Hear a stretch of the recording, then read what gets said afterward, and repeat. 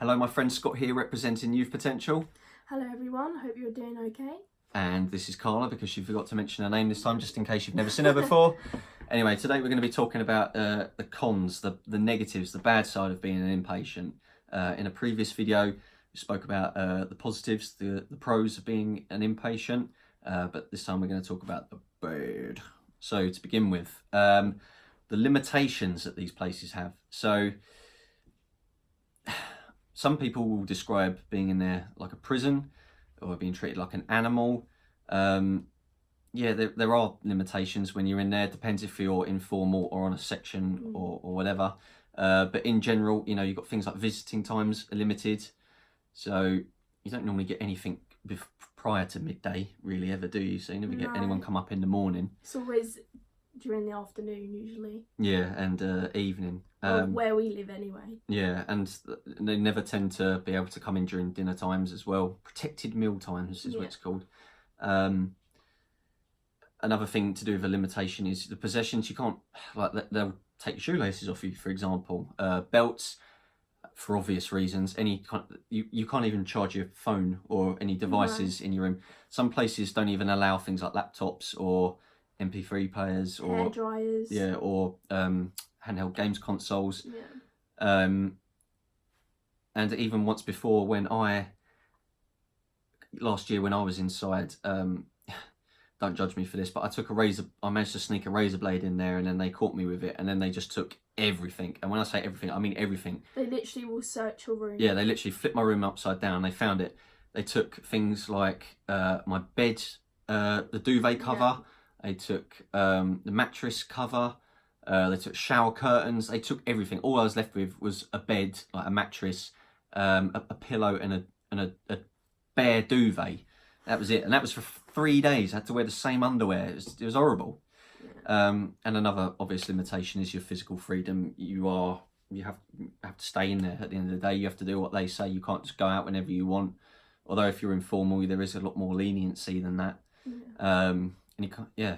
So yeah, in that state, I suppose it is like a prison in one way. The next one is boredom / lack of activity, which can happen a lot of the time because sometimes the OT, so occupational therapist, won't be able to come in, especially over weekends. They don't work over weekends, so you're left, lucky for some, innit? Yeah, you're left just kind of trying to do the best that you can when you can't have access to the OT room, because sometimes staff members don't want to go in there and get stuff because they might be understaffed or something like that they can't go away from something, or they might be on a one-to-one. So yeah, and I mean, if you're like us and you play video games, if you've got a handheld console, you can get away with it, but it's not like you can just bring in a PlayStation, plug it into the television and do that. I mean, I think there are plenty of facilities that do have private rooms of that kind of stuff, if I'm not mistaken. Yeah, I think especially in London, they have a lot more stuff where you have rooms like that and you can take like TVs in and stuff, but you have to be like properly like rich. yeah. It has to be funded basically. Yeah, but more the public NHS is completely different, you know. It is boring, and the problem with boredom is, and we all know this, is that, you know, negative thoughts creep in so much easier when we're bored. You know, we've got no physical motivation, we've got no drive, nothing to keep our mind occupied, so we start thinking negatively, you know, and it's more detrimental than good at that stage. It's fucking boring in there. Right, some of these places are understaffed. Oh my god, yeah, the last one you was in, that's terrible for that. Tell them about what their response was when your parents made that complaint. So they said that they couldn't help me or give me the support that I needed because they were understaffed. So they just kind of left me for about 6 months, and obviously recently I ended up in hospital. Oh, sorry, yeah, that was why you didn't have a care coordinator. Yeah, I didn't have a care coordinator because they said they couldn't give me one because they were understaffed. Yeah, but also while you was in recently, they said they couldn't. You were allowed, what was it, 15 minutes leave a day, but they couldn't give me it because they were understaffed, so they couldn't get a staff member, because I was escorted leave, to come out and basically observe me while I was outside, so I didn't have any leave at all. Yeah, so what's the point in giving you that false hope? Yeah, you know? Exactly. Yeah, we could talk about that all day, but let's move on. Yeah. So the next one is other patients' behaviour influence or can be annoying. Oh yeah, sorry, I've missed that one of them on Yeah. the notes, didn't I? Anyway, carry on. Yeah, so other patients' behaviour can influence your behaviour. You know, you might get triggered by it, or sometimes it can be very annoying. Like when I was in hospital a few weeks ago, there was a patient that just kept singing in Polish for bloody hours and hours and hours. Yeah, on the day of her discharge, I waited in there for at least an hour, wasn't it? Yeah. And it was like a song was like on loop on this one part, and I still remember it in my brain, yeah, but I'm not going to sing it. I don't need that. Yeah, and it's just grinding. Honestly, you're sitting there. I'm sitting there waiting for her to be discharged. I'm thinking, I'm going to end up being a patient in there in a minute if this carries on. This is too much. I mean, of course, we understand it's not their fault, but it still doesn't mean that it doesn't annoy us. Yeah.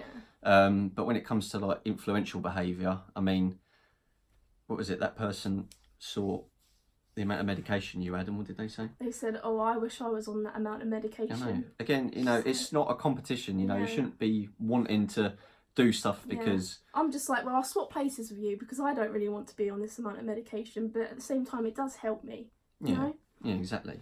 But yeah, especially when it comes to the people that are have emotional difficulties, you know, it's quite easy to see someone else is playing up and having a breakdown, and then you end up doing it. Sometimes people copy because they want to copy. Sometimes it, as you say, it's triggering. You know. Yeah. Okay. So, Sorry, I've messed up the order of the notes here. That was my fault. So we've done the places that are understaffed. So now we need to do this one. Yeah. Ooh, sorry. So, yeah. So you can do this one. Oh, really? Yeah. Okay.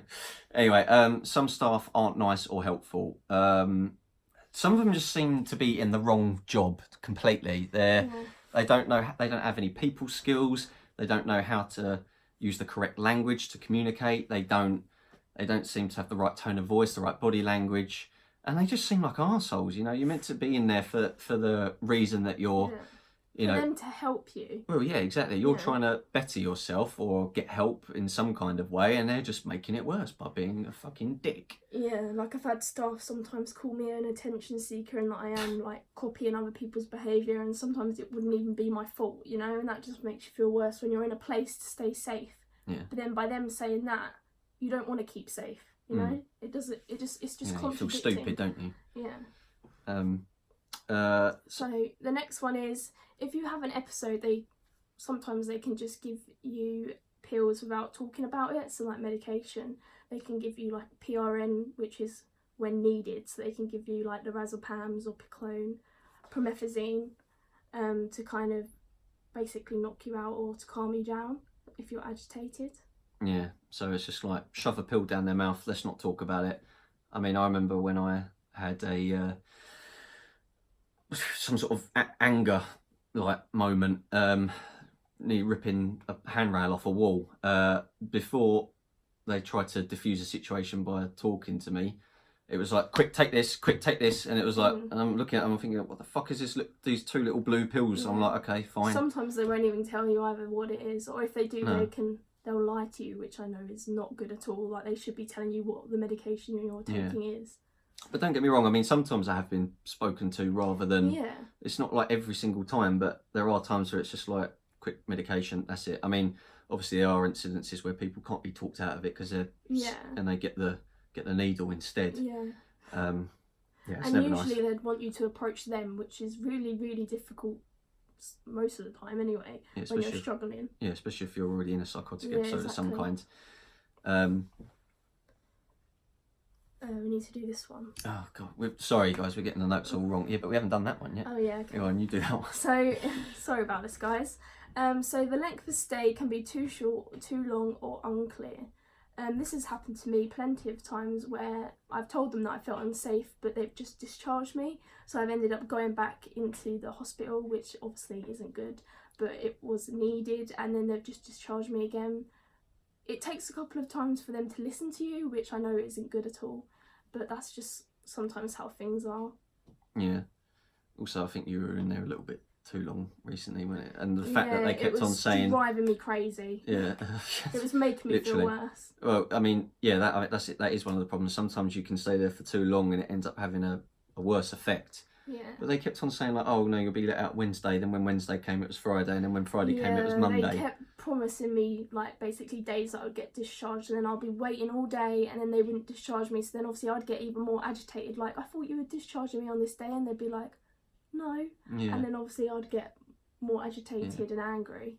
Well, last year when I was in after my relapse, the first time I went in last year, it was kind of like Monday, like, oh, we're going to discharge you today, and it was all so sudden, you know, and I ended up having a really nasty panic attack. It's like they should kind of give you a heads up, like when I mean, yeah, okay, like you say, you know, you get told, oh, it's going to be this day, and then it doesn't. But I think if between being told, you know, it's going to be this day, as long as your behaviour's good, and then you are good, then you can be let go.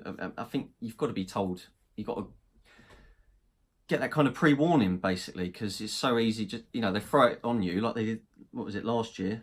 No, it was early this year, wasn't it? Yeah. They said to you, oh, they just woke me up one morning, dragged me out of bed, brought me to like the little consultant room or whatever it was, and was like, oh yeah, we're discharging you today. And I was like, oh, and I wasn't ready at all. Like, I wasn't mentally prepared. I was still in this state of, you know, wanting to hurt myself, and I just wasn't ready. And they just put you in the bloody reception area, didn't they? Yeah. Before I could even get there and pick you up. Yeah, exactly. Okay, anyway, moving on from that one. Communication can be, between the staff and the patient, can be poor, or it can be wrong. So, again, like what we're saying, you know, oh, you're going to be just discharged on this day, and then it doesn't happen. They just don't seem to keep you in the loop, and then we'll have other incidences where a member of staff will tell us something, oh, you're going to be allowed leave later, for example. And then the evening staff come in and whatever, and they go, oh, no, we can't let you because the doctor hasn't given it the all clear and stuff like this. It just kind of... It's frustrating. Yeah, I remember when I had that anger episode, they didn't let me... Oh, sorry. When I was caught with a razor blade, they said, oh, you're going to be allowed out later today. And I thought, oh, that's brilliant. And then when later came, whatever time it was, they said, oh no, you can't because the doctor hasn't all cleared it yet. And I'm thinking, well, why tell me one thing and then that's not the truth? You guys should be communicating with each other so everyone's aware of what's going on. I mean, where I work in the hotel industry, if we have poor communication between us and it affects a customer, because essentially we are customers being patients, they will fucking go off on one and have a right go at us, you know. Yeah. It should be exactly the same for us, you know. We should be able to complain, they should fucking pull the fingers out their arse. Yeah. So the last one is food can be unpleasant or not enough. This has happened so many times to me because I don't think the hospital food's that bad personally, but I'm not fussy. I'm a very fussy eater, and obviously they'd always have fish pie, fish and chips. Like, chips are okay, I can eat chips, but I just hate fish. I hate fish, and I just can't eat it. So I'd usually end up not having dinner, so like you or my family would have to my parents would have to come up and bring me a sandwich or something, and obviously I have to wait until visiting time, so that can be like hours after dinner, because obviously the protective meal times. So I'm like just sitting in there really hungry, and obviously that makes you feel worse when you're hungry. Like, you need to nourish your body to feel good mentally. Yeah, I mean, personally, I'm not too fussed about the selection, but there's definitely not enough. I mean, there are a few times where I've got extra portions, which is brilliant, but I've got high metabolism and I need to eat loads. Like, even because I didn't eat dinner, I'd just have like the dessert sometimes, but they wouldn't give me more than 2 portions, like, because obviously they were like, oh, it needs to go around everyone, and I'm just there like, well, I haven't even had mains because I don't even like it, so someone else is going to end up having my mains, so why can't I have an extra ice cream or something? Like, I think I've found it quite interesting as well, because when I was in Littlebrook, they gave you a menu to choose from like 3 days in advance, and then that means on that day it would be ordered and it would come in. Whereas at your place it was a kind of, you've got a selection at the time, and if they didn't have enough, you're unlucky basically. You had to literally run and get there first when it hit 6 o'clock early bird gets to get what you wanted. Okay guys, thank you very much for watching. That is the cons, the bad side, the negatives of being an inpatient. We hope that kind of enlightened you in some kind of way. If you can think of anything that we missed, please leave a comment below. We do love reading the comments and hearing your thoughts and stuff. So thank you very much for watching. All the best. Thank you. Bye. Bye.